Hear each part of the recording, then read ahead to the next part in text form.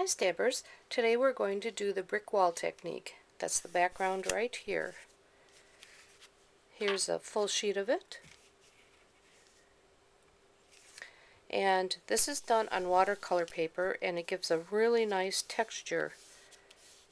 Not sure if you can see it. This is similar. This was done on Sahara sand, but it kind of left quite a different look. It's still a nice look, but I think I like this. The ink tended to, when we use the dauber, it tended to flow over it a lot nicer. So to make the card, first of all we need the embossing folder. It's called Brick Wall. It's a 6x6 embossing folder, and it will fit into your Cuttlebug or Big Shot. There's one of the corners that has the logo on it, and that side on this particular embossing folder is raised and the other side is indented. We're using the raised side. So we'll take the Tip Top Taupe ink and we're going to put it directly onto the folder. Now I'm just going to lightly touch it like that, and see if I can find some paper underneath. So you can see some of it has some of these little smears on it, and that's okay. It won't be a clean look, but brick isn't clean anyway. So we'll take our watercolor paper, and you want the ridged, or not ridged, but the most bumpy side toward the folder. Put it in there, fold it up, and run it through the Big Shot. So here it is completed as I ran it through the Big Shot. So here are those spots that I was telling you about, but that's okay. The biggest part is the grout lines, and that's what we wanted. Next we'll take Smoky Slate and use a dauber, and we're just going to rub it on it. Just rubbing it.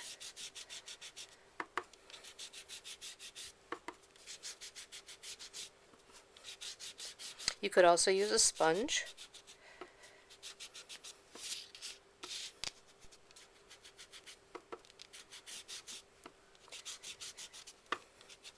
Okay.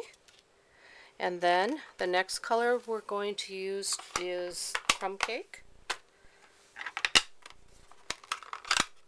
And we'll sponge that one. Again, just kind of randomly over it. You don't want an even finish because the more uneven, the more it will look like brick.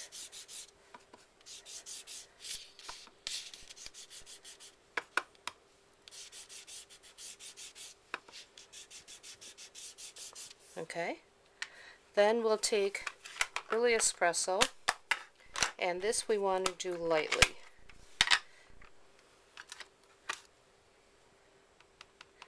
Going to rub it off just a little bit first, and yep, that one didn't have enough off. Okay, so we're just going to lightly touch it.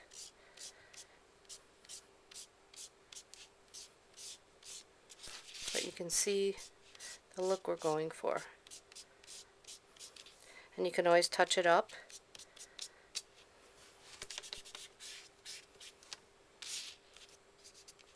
And go over it with the crumb cake on the darker part.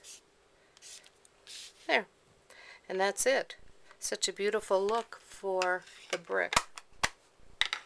The next step for the card is doing the stamping. And this will just glue onto the card base. And this is Pool Party. And we'll just attach that using the multi-purpose glue. We like to call it green glue. Regular adhesive will not stick because it's the heavier watercolor. And you just stick that on there. Okay, so then I have a little piece of cardstock. Okay,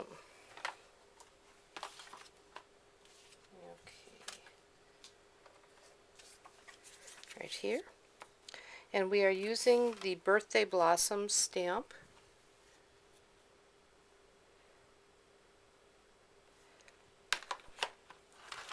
I'll be using this part of the stamp, and they have a beautiful birthday.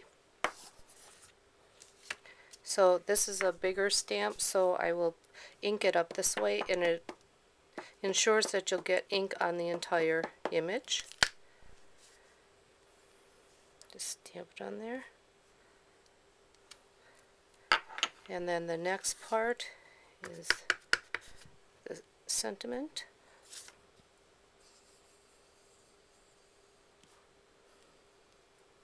Okay.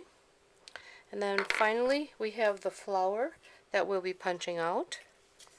And that's just done on a scrap. And here's the flower, and I have a little dot that I put right on the stamp itself so that I know which direction to punch it out, because on the punch itself we have a little dot that I put out on there as well. It saves a lot of twirling time. So we'll just stamp this.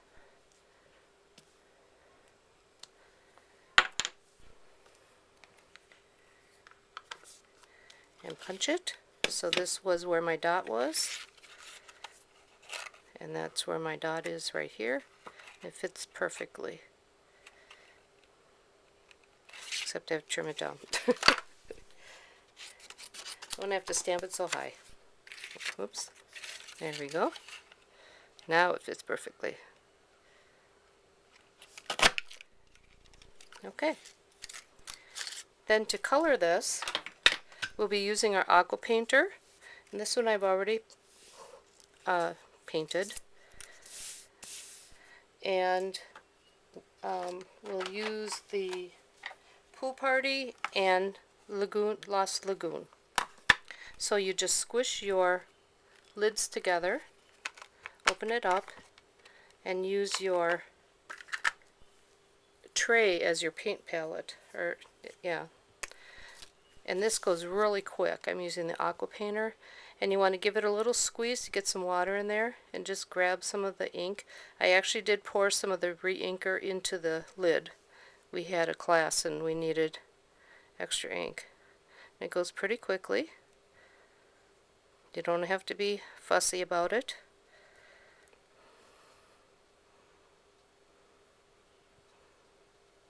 Okay. Like I said, it goes really quick.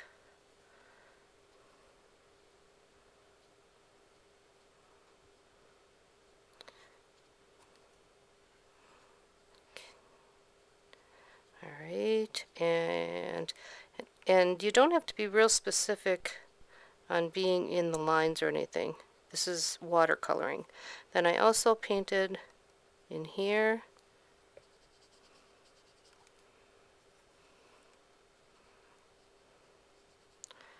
And then I just took the Lost Lagoon and added just a few accents. Kind of where those lines are already. Got a little much there. But it's nice because you can just blend it.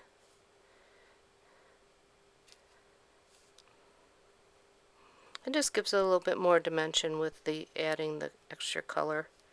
It's not necessary, but I think it's prettier. That should be good. And I did the same thing on this flower. And then just a little bit on these ends. There, that's it. Then I took the Daffodil Delight marker and colored in the centers of the flowers.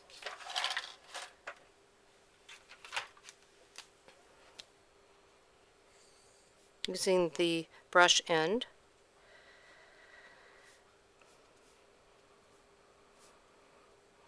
And in case you didn't know, there is a brush end and a fine end on the markers. This is the brush end and the skinny end.